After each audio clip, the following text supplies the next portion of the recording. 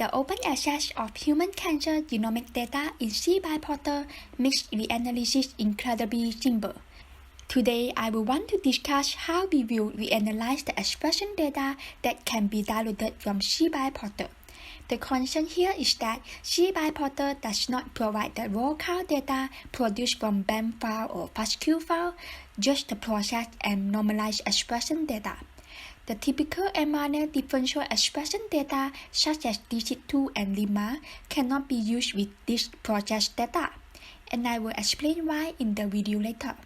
Let's start by taking a look at the datasets that are available through the portal. cBioPortal provides us several ways to download the dataset. You can use the cBioPortal data R package or go to this site to manually access and download the dataset from cBioPortal. Both methods are efficient and convenient.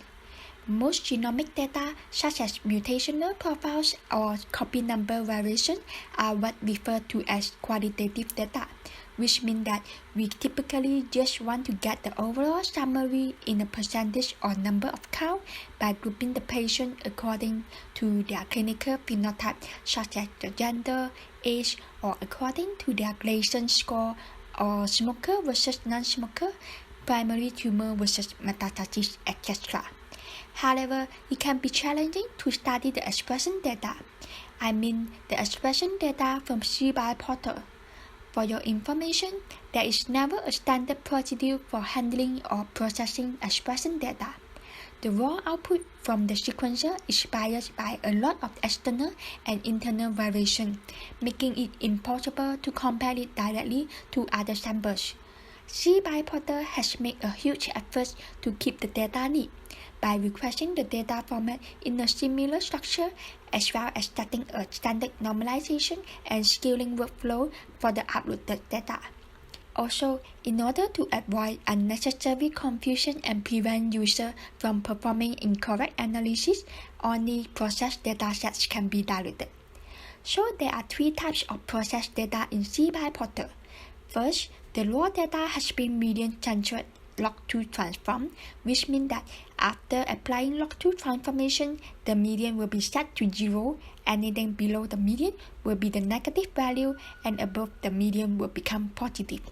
It can be in the FPKM or RSEM value. cBioPortal also contains the G-score process expression data. It has scaled to two different base populations, which is the second type of the data, log2 transform and scale according to the median of all samples in the population, and the third, log2 transform and median scale, and then Z-score relative to all diploid samples in the same study. What does this mean?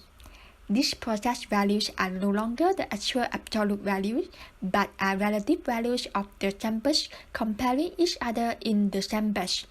Please be aware that the term same batch is important because it means that the process expression data can only be compared between them. If, let's say, you insist to compare the result from different batches, different datasets, you have to integrate the raw data from the sequencing output in BCL or FASTQ format and do the appropriate pre-processing and normalization step to remove the batch effect. Okay. Go back to our question today. How can we perform differential expression analysis using this processed expression data? Many people seem to insist to ask for support for them to use DC2 or lemma HR for this normalized data. It's because they are kind of the common methods which always can be seen in paper. The theory behind this method, for example DC2, is that a generalized linear regression model must be built from scratch using the raw count matrix because this approach contains the step to internally correct the library size variations before normalization. If we supply the normalized data as input, the measurement will be biased. So you might want to ask, how to return the raw count from the normalized data so that we can use the modeling methods? No, it almost seems impossible to do so, as the normalized data has lost the information about the library size and the actual sequencing reach, unless the original author provides this information as a separate supporting data. But obviously, this is uncommon in the public database. So what can we do? A better way is to use a simpler approach. Why do we still want to construct a linear model that will serve as the mean of comparison when the expression value has been processed and is comparably comparable?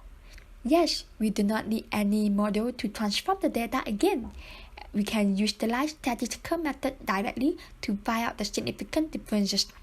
This goes back to the discussion what kind of the statistical hypothesis we want to apply to our sample set in order to choose the suitable statistical method. Roughly, I follow this simple flowchart to decide the methods for my sample set. First, check the normality. If the data is normally distributed, use t-test for 2 samples or ANOVA for comparison among many samples. If not normally distributed, use recurrence for 2 samples or cluster values for many samples. For more information on the various alternative statistical methods that can be applied to any of these situations, you may refer to the statistical books. In summary, the normalized data from cBioPortal may be compared in a straightforward manner to determine whether or not the difference is significant. After all, we can't really draw a very solid conclusion based on the expression analysis alone. If we found out a set of differential expressed genes, we should further validate the important function of the gene of interest via some wet lab experiments such as Western blot or knockout or expression assay using in vitro or in vivo model. That's all for my sharing today. Thanks for watching and I will see you next time. Bye!